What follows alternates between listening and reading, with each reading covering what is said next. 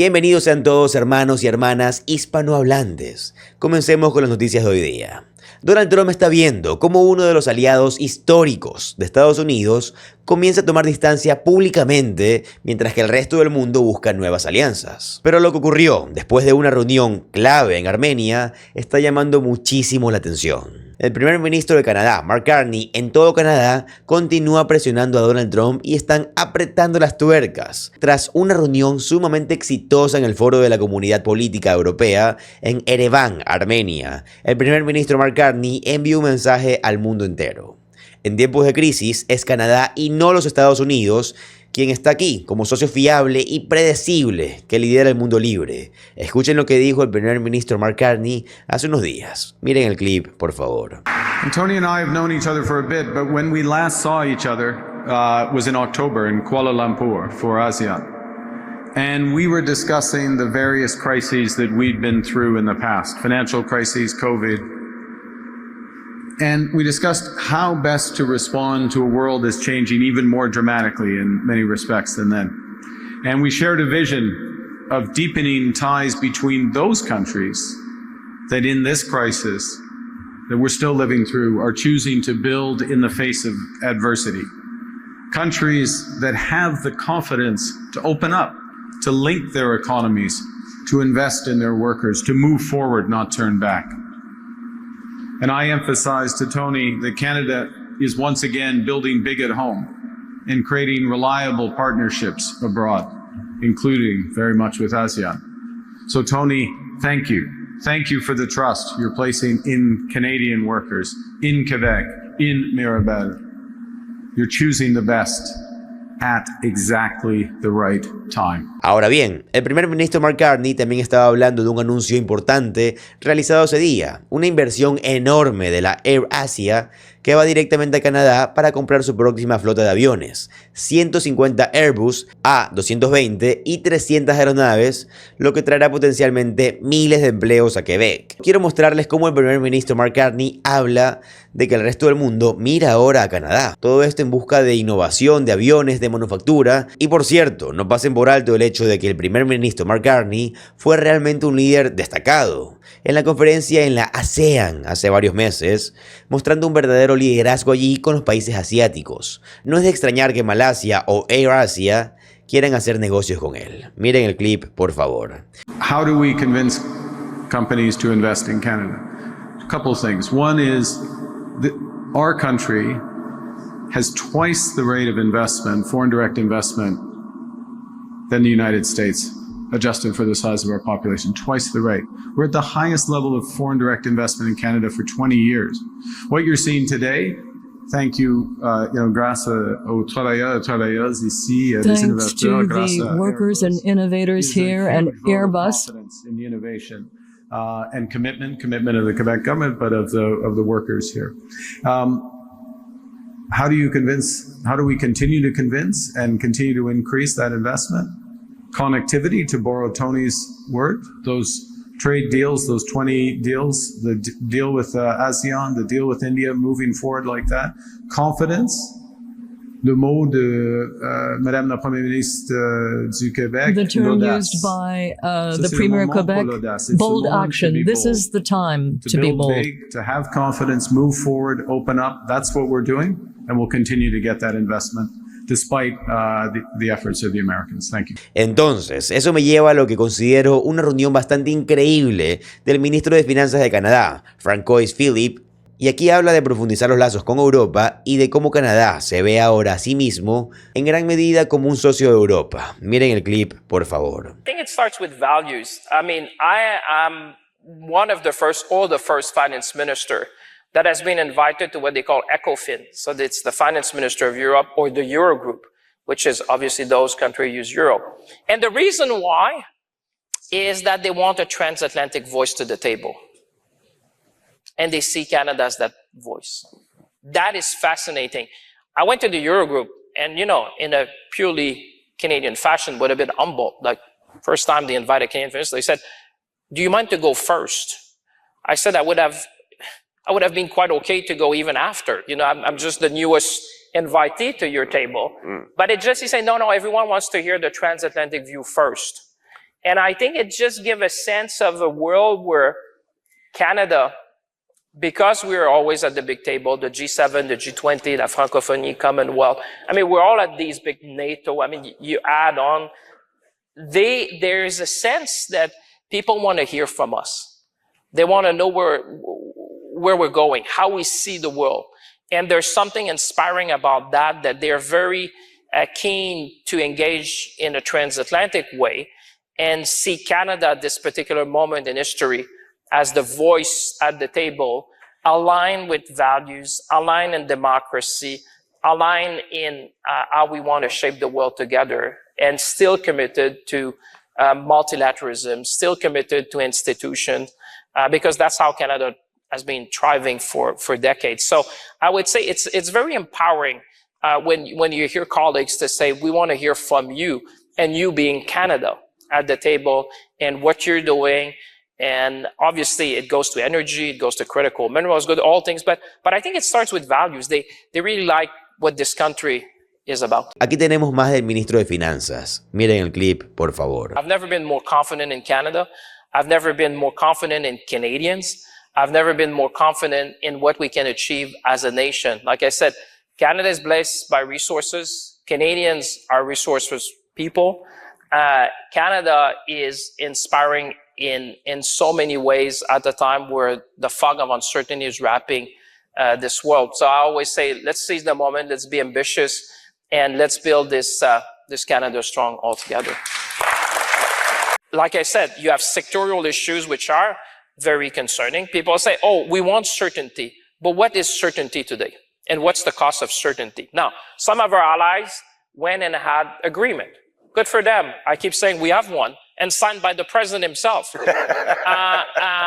But look at what happened over the weekend. You might be in Europe and say, we have an agreement. Oh, there's 25% tariff on cars made in Europe. Who saw that coming? So my point is that I always say, be careful, how you approach that, because I think being strategic, insisting on getting the right deal as opposed to a deal, has served Canada well. Everyone would want certainty. Everyone. I'm the first. Everyone in this room, your clients, your partners want that. But what is certainty today in a world where there is a level of unpredictability, despite the fact that you may have an agreement in your hand that you cherish? We all have seen, there's a chart we published, or I think was the IMF, where you see the tariff variation over a period of time for countries around the world. And it's really a chart like that. So my point is that the kind of volatility we have seen, I think the way we have approached it as being strategic for Canada, I understand the need and the wish for certainty, but I would always caution, getting something quick might not give you the kind of certainty that people are wishing for. Y habla de cómo esta es una oportunidad única en una generación para Canadá. Que sí, Canadá está bajo el ataque de Donald Trump y su régimen despreciable, pero que Canadá debería de ver esto como una oportunidad. Miren el clip, por favor. Fundamentals of Canada are strong. Let me take maybe 30 seconds for that, but you look at, for example, we have the most educated workforce in the world.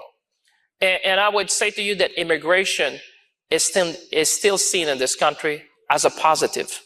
Find me a country in the world where people talk like that this has enriched our society, that has enabled to be who we are today. Look at a country in the G7, don't need to look at many, that can produce a plane from start to finish, that can produce a car from start to finish, that can produce a ship from start to finish. There's not that many. Then you look at critical minerals, and you say, who has critical minerals amongst the G7? There's not that many. And critical minerals, people would say, are akin to oil in the 20th century. Because critical minerals are about everything in the 21st century. Then you look at energy. People would say demography is destiny. I'd put it to you, energy is destiny. Producing energy. We are a pillar when it comes to conventional energy, when it comes to renewable, when it comes to nuclear. Can do, to name one, which is used around the world and people are more interested. And lastly, we're the only G7 country with a free trade with all the other G7 nations that give us preferential market access to 1.5 billion people around the world. when you look at that, and trust me, when you sit at the G7 table, people look at you and they say, we are in an enviable position. I think this is once in a generation opportunity for this country to really do the work that we need to do, that we talked about, and open ourselves to the world at a time where the world is craving for a predictable, stable, and sustainable partner that can be with them for generations to come or decades to come. And I think this is our moment. Okay. Bien, continúa hablando de cómo Canadá no es inmune a lo que sucede en el mundo. Por lo tanto, Canadá debe de liderar. Miren el clip, por favor. Canada is not immune to what's happening in the world. I mean, we have learned that to COVID and other crises, what's going on in the Middle East. We're not immune. So you have to look in relative term and absolute terms to say, where do we fit in that? But when you say that, I don't think, I was at the G7 and the Vice Chancellor of Germany, Finance Minister, is in town this week. We were kind of comparing notes, you're looking at that. Our growth is twice as much as Germany, twice as much as Japan, 3 times Italy, faster than the UK, faster than France. So what I say, growth does not happen just by magic. Growth happens because you take policies, and I'll stop there to refer to what the IMF director said. She really said when we were there last time, there's only 2 countries in the G7 who has the fiscal capacity to invest. It's Canada and Germany, because we're the only 2 with a AAA credit rating. But she said, if you're smart enough to invest in growth and enhancing activities, you'll see that in the revenues. And she mentioned infrastructure, she mentioned housing, she mentioned productivity and innovation. And I think that's the path that we have, taken, while at the same time focusing on affordability. Because if you and I went out of this room and I did media, it's the concern is housing. It's grocery and it's gas. So that's also the reality we have to take care of. El ministro de Finanzas de Canadá habla sobre cómo Canadá puede ser el faro. Me gusta bastante esa expresión, un faro para el mundo entero. Miren el clip, por favor. It is a very uncertain world, but Canada is kind of a lighthouse. When I compare ourselves to other G7 nations, we are on solid grounds. The fundamentals are strong. IMF would say we have the strongest fiscal position of any G7 country. Our growth is twice as much as most G7 countries. If you exclude the United States, we're growing twice as much. We're faster than any European colleagues, twice as much as Germany. Luego también dio esta entrevista en la televisión canadiense. Miren este clip, por favor. This is just about an announcement that was made earlier by Prime Minister Carney in Armenia. $270 million more to invest toward Ukraine. $26 billion in total, because Ukraine, we stand shoulder to shoulder with them as they try to fight off this Russian invasion. However, at this point in time, is there a moment where there are funds that can be taken from investments that are made internationally to hold here in Canada, whether it's for affordability or just for Canadian? I think you need a balance there. We can do 2 things at the same time. We can invest at home, but also support our friends who are fighting for democracy. They're fighting for dignity. They're fighting for all of us.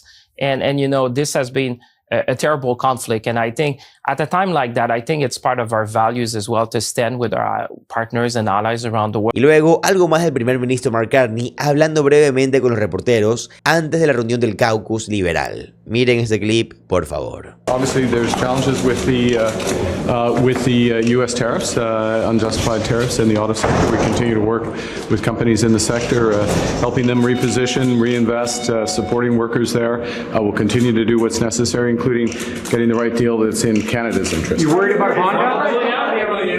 Y bueno amigos, ahí lo tienen. Por favor, déjenme saber lo que ustedes piensan. Recuerden que para mí lo más importante siempre es su opinión. Así que voy a estar encantado de leerlo en los comentarios. También les recuerdo que si les gusta el contenido de política estadounidense, les gusta saber qué está pasando realmente en el país, les va a encantar suscribirse al canal, ya que subo videos como estos todos los días. Mi nombre es José Alvarado, soy economista y estoy comprometido a informarlos diariamente. Nos vemos en el siguiente video. Adiós.